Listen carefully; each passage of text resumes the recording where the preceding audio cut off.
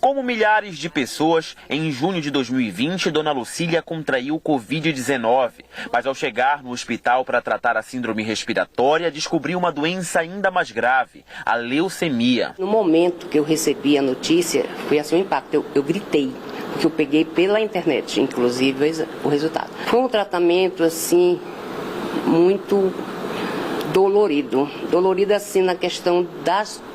Eu tive muitas intercorrências por conta da quimioterapia. A leucemia é uma doença maligna dos glóbulos brancos que tem como principal característica o acúmulo de células na medula óssea, que substituem as células sanguíneas normais. Segundo o Instituto do Câncer, mais de 10 mil pessoas são diagnosticadas com a doença todos os anos no Brasil.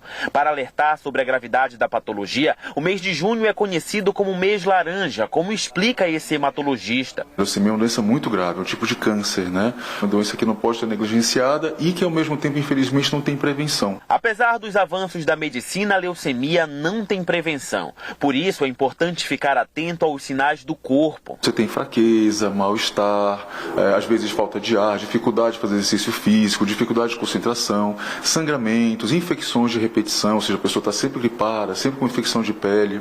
E o que vai realmente mostrar para a gente a leucemia é inicialmente o hemograma. O tratamento é feito de duas formas de acordo com o tipo de leucemia. Em geral, o tratamento de leucemias agudas são quimioterapia e, por vezes, dependendo do paciente, transplante de medula óssea.